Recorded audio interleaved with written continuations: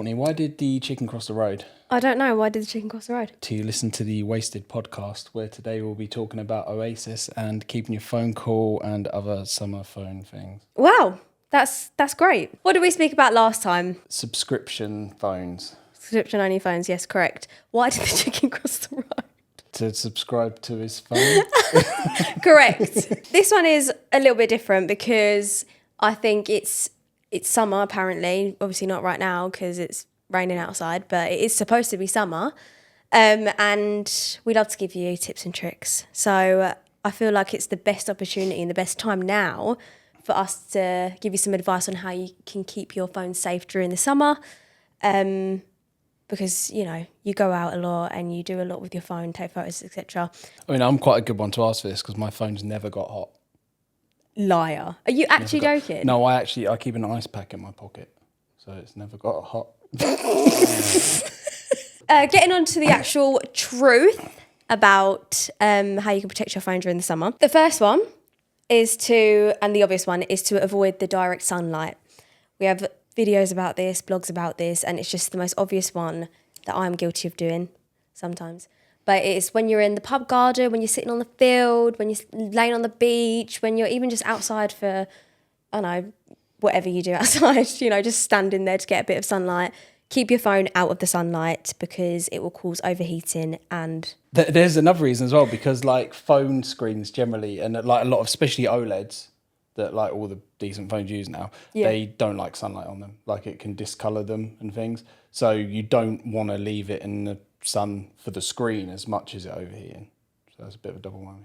I always catch myself a lot of the time knowing that if we're in a beer garden or something, and I'm like, I've got my phone in the direct sun, and I'm always like, and I have to like put it under my leg or like put it in my bag because obviously it's not good for the phone.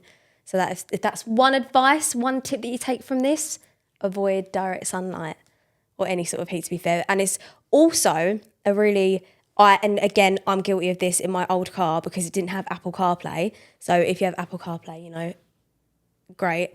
But because I didn't, I would have, what is it called? The phone holder stand like thing. A mount, on my windscreen. And I would have my phone on it. So my phone's, or I'd use it for my sat nav or whatever. And the direct sunlight will be on it. And then not only that, my phone will be on charge at the same time. So double whammy. It's going to get super hot. And doing sat nav makes it quite hot anyway. Yeah, it does. So all of those things together. I mean, I've seen phones like turn off when they're doing sat nav charging in the car, especially if you got one of the MagSafe ones that's wireless. It gets even hotter.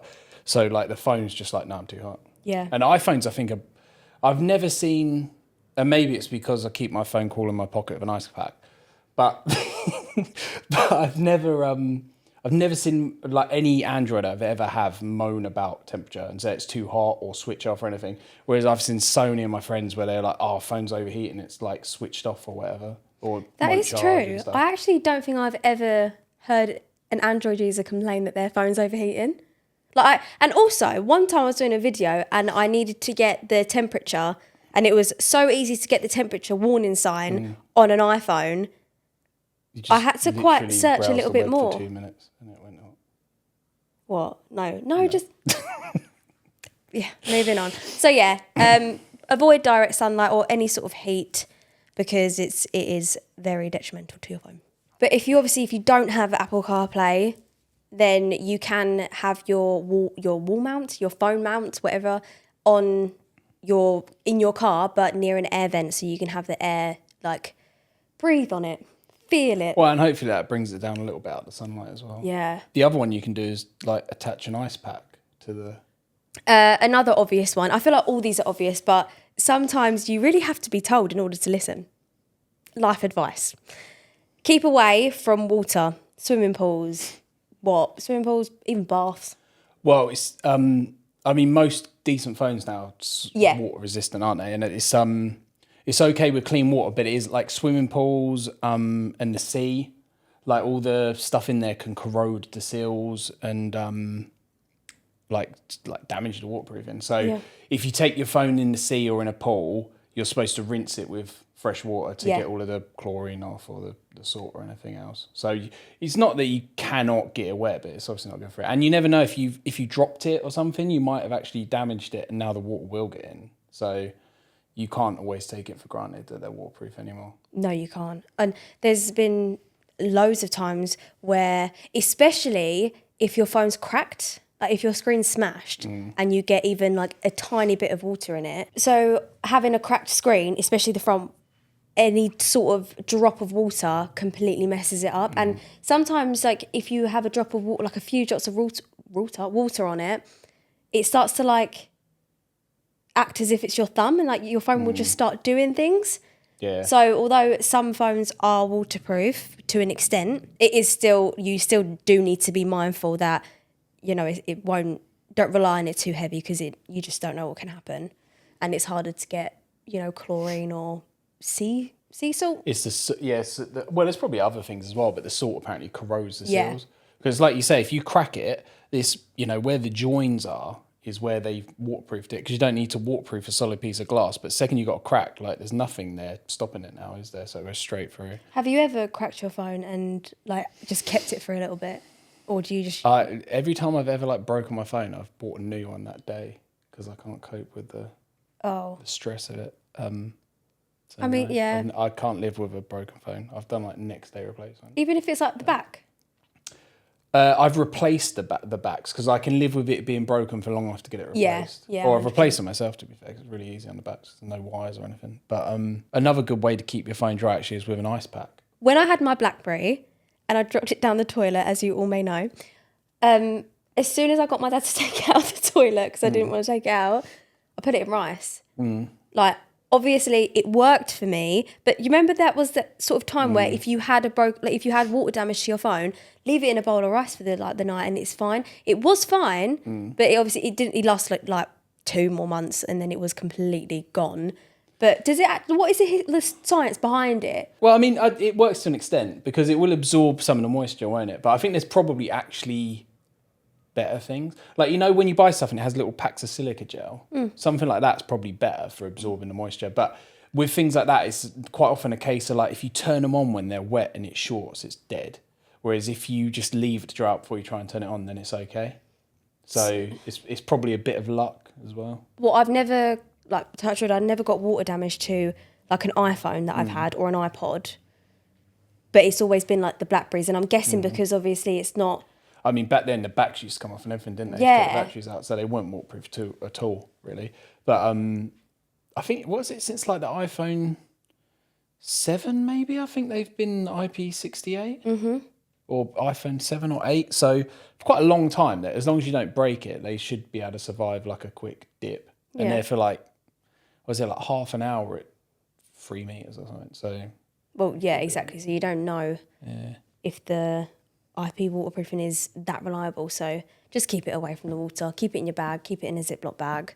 Yeah, sand is a bad one if you're taking your phone to the beach. Yeah. And that's like a bit of a double whammy, because sand obviously isn't good for getting in your charging port and everything like that. But you know, when you get videos and people say like, oh, it's got the latest Gorilla Glass 87 or whatever it is, and then they're like getting their keys and stuff, and like, oh, look, it doesn't scratch it. But like, your keys are made of soft metal. Yeah. So it's like, normally what's actually going to damage your screen is like bits of grit and stuff in your pocket or in your bag, because they are like as hard as the glass. So that's where you get all them horrible little wispy scratches. So if you get sand all over your phone, or you get sand in your bag or in your pocket or anything else, and you put your phone in there, that's one of the things that's going to scratch your screen.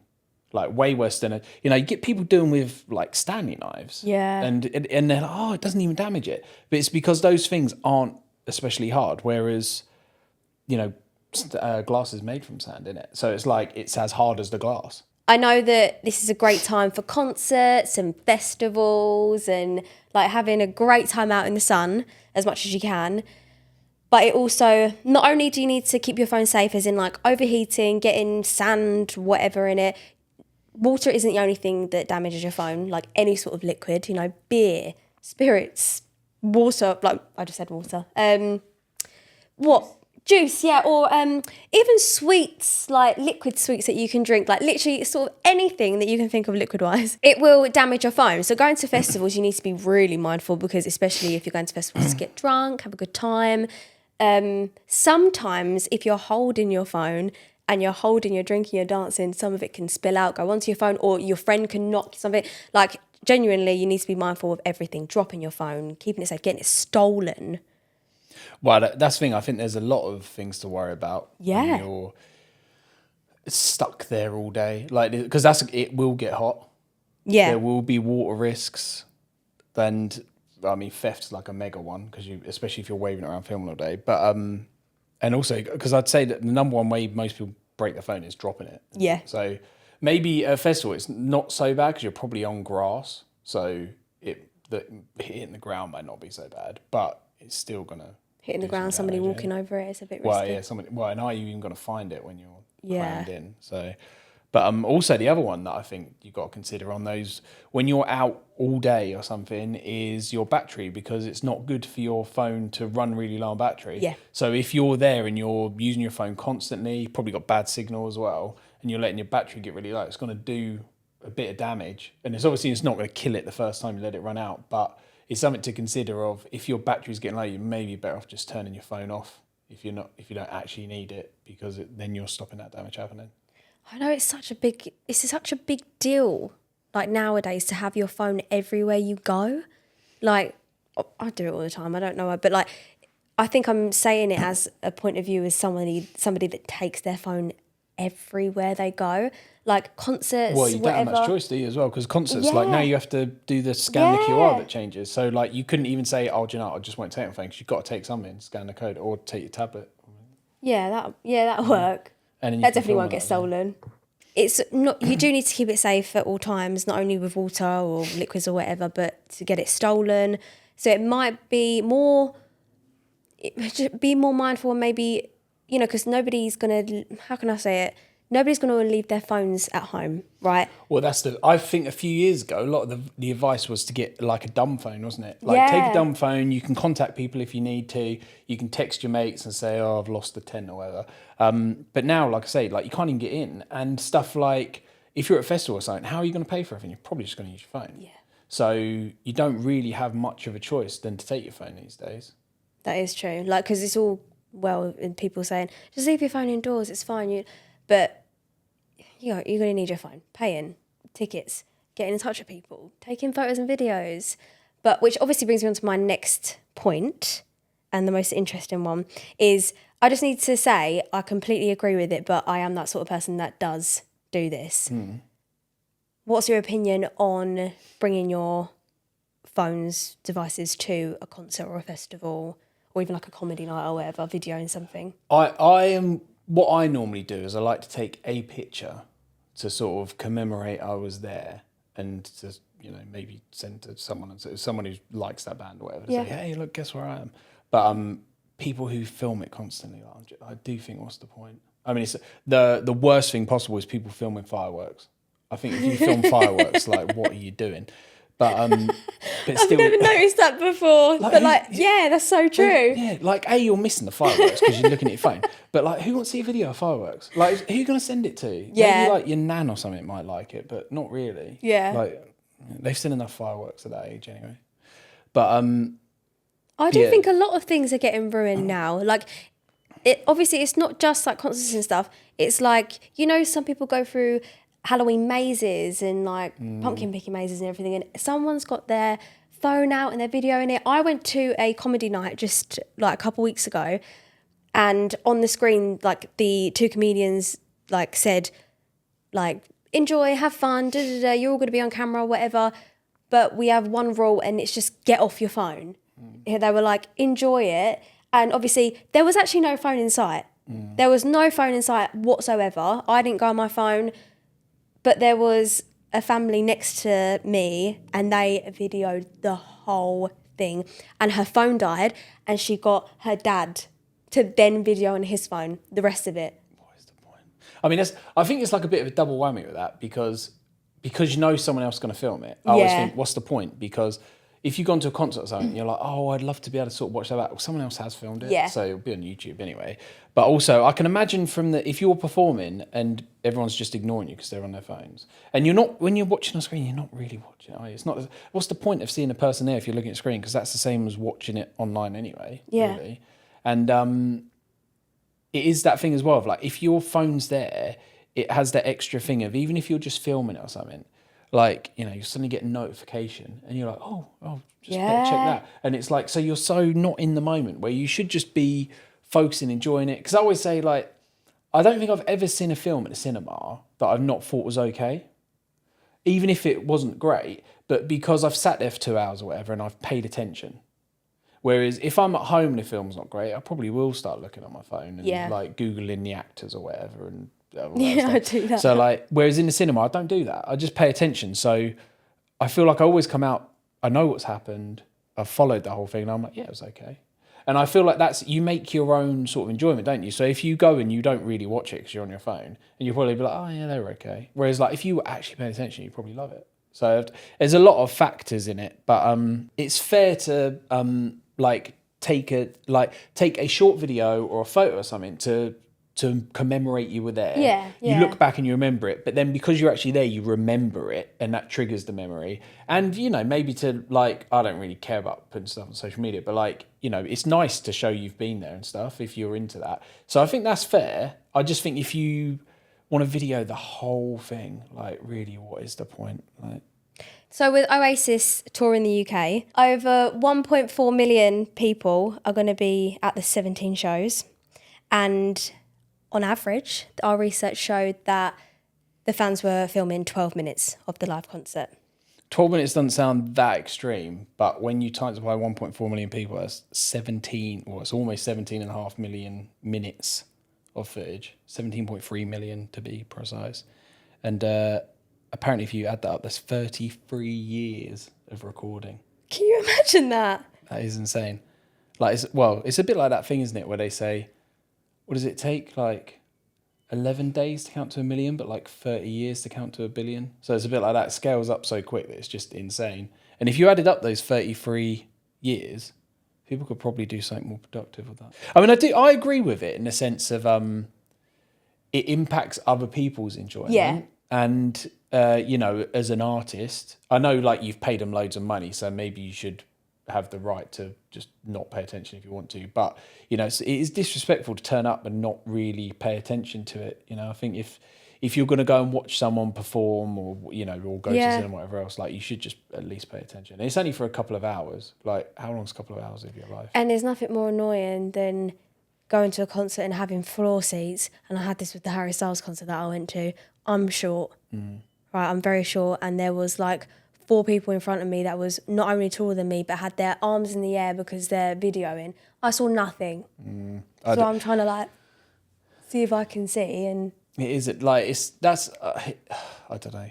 I'm quite easily annoyed by other people. So like at concerts, it doesn't take a lot to annoy me. But yeah, I feel like people are inconsiderate. But at the same time, if you're in the moment and enjoying it, like, there's quite often times when I'm inconsiderate, but I don't realise it because I'm like, I'm just having a good time. yeah, true. So, and you're never going to see them people again, so why not? but I also don't film it for 2 hours, so I'm not that bad. Despite there's so many people filming at a gig or a concert or whatever, the study found that 3 in 10, which is equivalent to 28% of people, say that they never watch the footage back.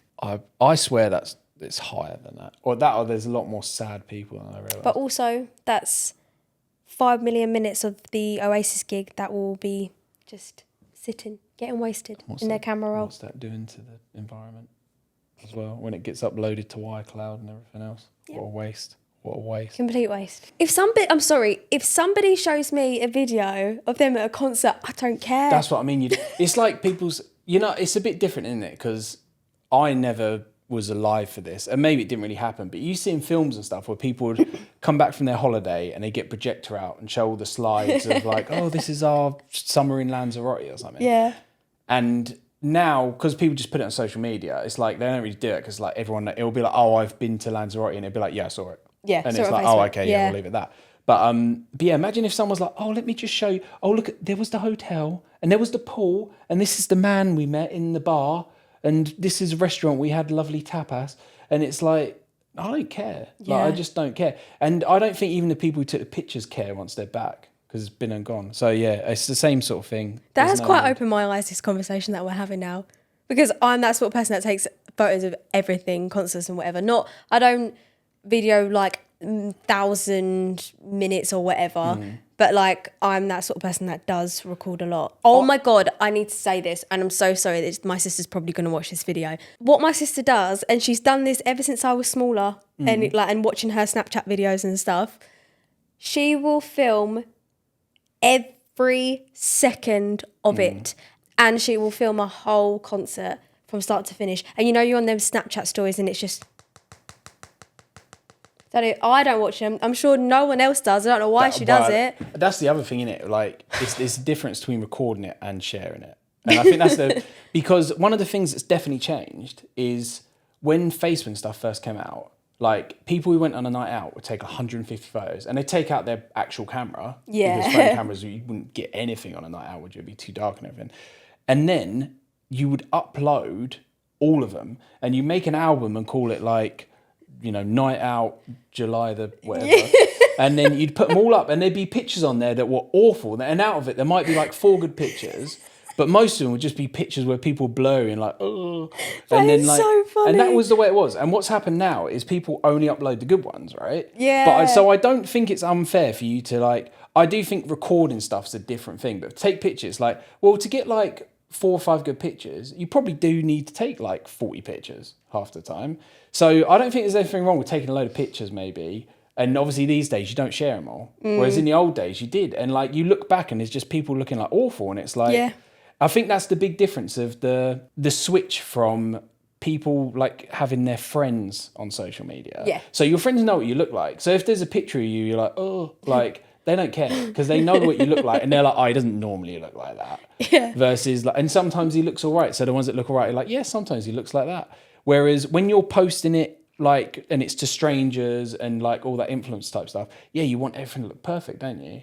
And that's the same thing of like with concerts and stuff as well. Where I think videos of concerts, who wants them? Because when you're trying to paint this picture of like the amazing time, I get it when people post videos are like, hey, look, I was in hospitality and look at the buffet and like, and here's my drink and everything else. But when it's like a zoomed in video from the highest seat in the stadium and it's wobbly and you can't see anything, you can barely hear anything, like, what are you even trying to share with that? Yeah. Like, who wants to see that? It doesn't really paint it as... Because it'll be like, this gig didn't look that good. It looked like the dude was, you know, Liam Gallagher's just an ant on a stage. Like, it doesn't even make it look good. It's maybe all right if you're, like, first in the thing and you're like, look, Liam Gallagher was, like, you know, I could smell him. The wind from the Takes this tambourine sweat. hit me in the face. Like, Also, I just want to quickly, because I just think the research that we did was just really interesting. 41% of people saying that they've missed parts of the performance because they've been too busy recording. And over a third, so 38%, find it annoying when other people film. So like I said about like the people filming the whole comedy show. And over a third, again, 36%, say that they'd support a ban of phones and recording devices at live music events.